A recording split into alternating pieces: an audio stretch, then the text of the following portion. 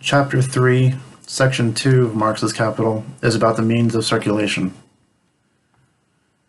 It's divided into three parts. Part A is the metamorphosis of commodities. And here we're going to talk about the CMC circuit. C being commodity, M being money, and C being commodity. We're exchanging one commodity for another through the use of money. So let's say you have someone who wants to exchange one commodity for another through a market that uses money as a commodity. Let's say we're using gold for the sake of simplicity. Marx gives us the example of a weaver wanting to sell some linen in exchange for a Bible. As far as the weaver's possessions are concerned, he has transformed the linen into gold and then transformed his gold into a Bible. He has exchanged the product of his labor with a product of someone else's labor. This circuit can be expressed as CMC, commodity, money, commodity.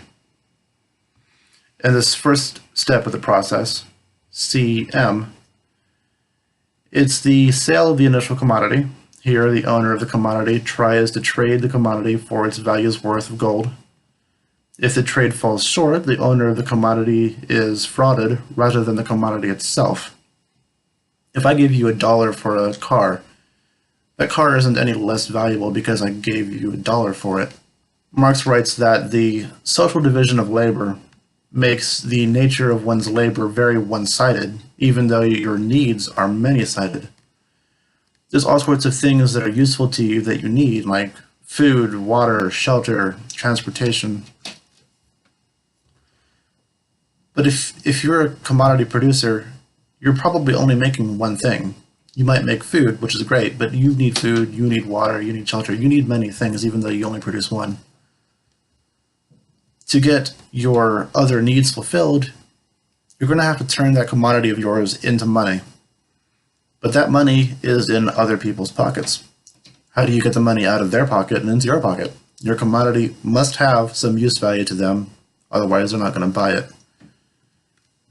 So there needs to be demand for a commodity that you're producing. There's also a bit of timing involved here because the demand for a certain commodity isn't always constant in time. If you make some commodity at a time where there is high demand, you may find demand is diminished for it later, or that some other competitor has produced a better commodity that has rendered yours superfluous. Computer manufacturers know going into their production that there's going to be something newer and better, and very soon. Specifically, the socially necessary labor time, which, as a producer, you probably made your commodity at, was with respect to the material conditions at the time of production. The socially necessary labor time of a commodity can decrease after you've produced it due to innovation in that field of production. So you aren't just competing against competitors trying to make better products. More broadly, you're competing against innovation generally. You're competing against increasingly reduced socially necessary labor times as time goes on. Hence, you have an incentive to sell your commodities as soon as possible. The producers of commodities find that rather than being made into these independent private producers by the social division of labor, it turns out the market is in charge of the production process because the market sets supply and demand, it sets the socially necessary labor time from your perspective. You have to sell these things as soon as possible, otherwise you're going to be outcompeted. So we have now the second phase in the circuit, M to C, or money into commodity. This is, from the perspective of the seller of linen, the part where he exchanges the money for the Bible. Basically, he buys the Bible. Now, it doesn't necessarily matter where the money came from. If you get 10 ounces of gold selling linen or 10 ounces of gold selling iron, it confronts the seller of the Bible just the same. It's still, from the seller's perspective, 10 ounces of gold. And so the gold has become alienated from whatever commodity it was previously exchanged with. Also, note that every purchase is a sale depending on whose perspective you choose to look at it from. Now suppose the seller of the Bible takes that money and uses it to buy some brandy. We see the seller of the Bible has made his own commodity, the Bible, exchanged it for money, and then bought alcohol. He has his own CMC circuit going on. The seller of the linen went linen, money, Bible. The seller of the Bible went Bible, money, brandy. And of course, it's possible the seller of the Bible could spend the money he got for it on a variety of other commodities, so it's not necessarily a linear progression here of CMC, and so on. Do note that in these circuits, sellers become buyers, buyers become sellers, and they find their roles alternating as the need and ability arises. It doesn't make a lot of sense to be buying commodity just to sell it again. Rather, typically a producer buys raw commodities for their use values, for the production of commodities, which then serve only as an exchange value and they get sold. This sort of commodity exchange through money is very different than the simple bartering that comes with direct commodity exchange. The seller of linen, definitely from his own perspective, traded his linen for a Bible. But the seller of the Bible didn't see it that way.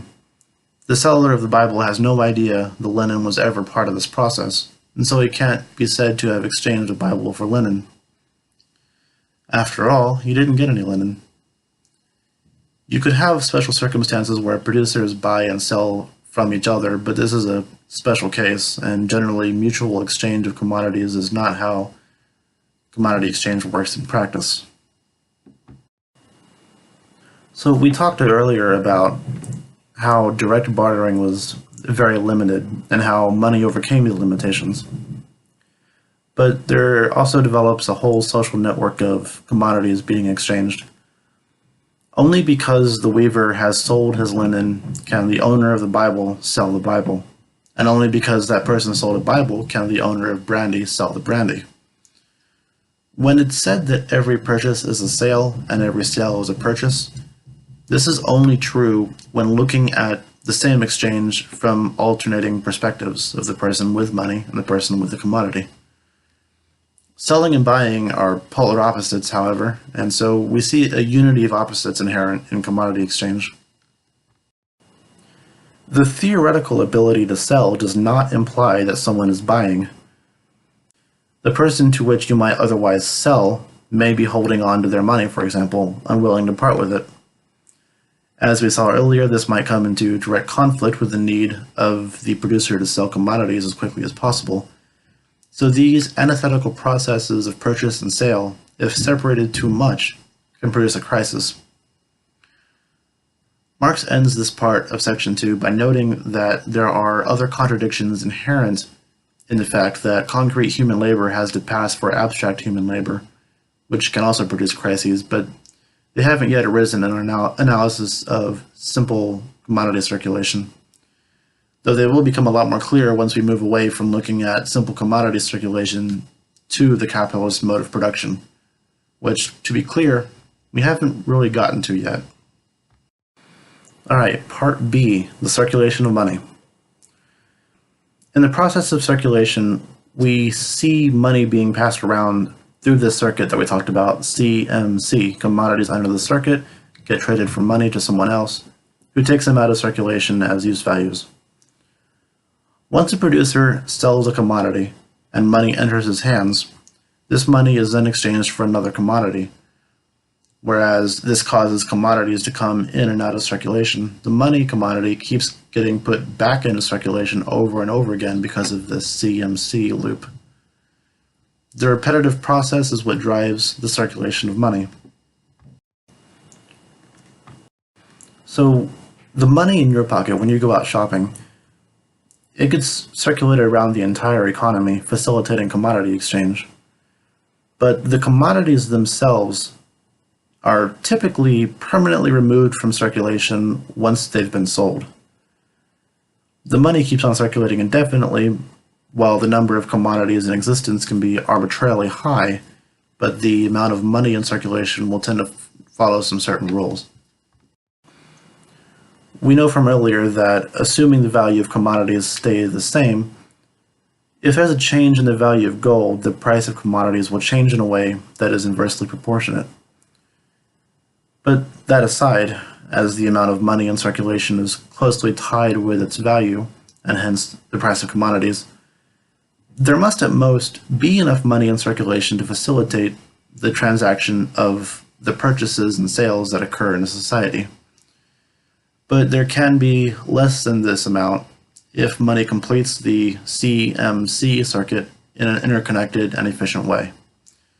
For example, looking back at our earlier example, if somewhere out there in society there are sales of linen and Bibles and brandy, all of which requiring the existence of 2 pounds, then there must be at least 6 pounds in circulation to facilitate all of this.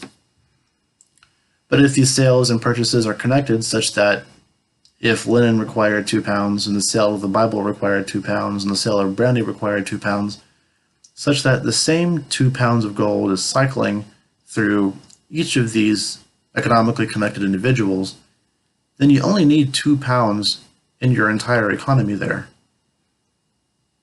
If the velocity of money increases, which means how fast it circulates through the economy, the total circulating supply will decrease and vice versa. You don't need as much money available in the economy if money is moving around quickly. We mentioned last time that producers may stop producing or buyers may stop buying for various reasons. This can affect the velocity of money circulation, which effectively acts as a proxy for the commodity exchange rate. The two processes of buying and selling can become separated, exhibiting a mutual antagonism. Buyers need money to buy, but sellers aren't parting with it out of a lack of interest in buying for whatever reason. In this case, buyers may naively think there just isn't enough money in circulation. Alright, part C, coin, the symbol of value. In this subsection, we look at precious metals as a commodity and how coinage and paper notes come about. Precious metals that serve as the money commodity come in common weights in the form of coins. This process of coinage was typically standardized and administered by the state. Adam Smith goes into a nice amount of detail about this in Wealth of Nations, Book 1, Chapter 3, where he talks about the practical difficulties in using metal for the money commodity. The process of weighing and cutting metal to match a desired value to make an even exchange is tedious and requires special equipment. So once a standardized system of coinage comes around, it becomes a lot easier for commodity production exchange with money. In order to have smaller units of value than whatever the base gold coin value was, you would need to have coins of less precious metals like silver and copper. It was understood that a certain ratio of copper coins would equal a silver coin, and a certain number of silver coins would equal a gold coin, and these ratios would be established by law. But what happened in practice is people would begin to debase the coinage by reducing the amount of precious metals contained within a coin. For example, if you have a British pound, you might clip some of the edges off, passing on the coin at face value and keeping the clipped shavings off to melt down and turn into a new coin. Another tactic was called sweating, where you place a bunch of coins in a bag and then you shake the bag. Since the coins are hitting each other and knocking off tiny bits of metal, all that metal will collect in the bottom of the bag, which you can then extract until you have enough to make more coins. Sweating was a lot easier to get away with because if you're clipping a coin, there's very clearly damage to the coin, but sweating tends to make the coins look like they've naturally degraded with age. A more sophisticated form of tampering was cutting out sections of the coin and then replacing them with some cheaper metal in such a way that it wasn't obvious that a piece had been removed. These coins were called plugged coins, and all of this was considered a serious offense in counterfeiting. Some people were even executed for it in the past, but people did it if they could get away with it. As a result of all this, throughout their circulation, the actual value of coins diverged from their face value. Again, keep in mind the value of a coin is determined by its weight. But if you're passing off a coin at face value, even though you've removed some of the weight from it, then there's a mismatch between the price of a coin and its value. So we see that it naturally becomes clear that coins can act as abstract representations of value, and not just the embodiment of real value from precious metals. So naturally, when paper notes came along that can bear the value of precious metals in an abstract way, we've already established that money can exist in the abstract, and so paper money is a natural derivative of that. So the state will print money as paper notes and adds an amount of it into circulation as money. In Marx's time, it was still backed by a gold standard, but this has been done away with nowadays. Today, money takes the form of fiat currency, whose value is backed by the issuing government. In both cases, though, the value of commodities represented in terms of your money can vary depending on the circulating supply. If you print a lot of money, the value of the notes drops, which can manifest as a rise in commodity prices. And that is the end of Part C of Section 2 of Chapter 3, Volume 1.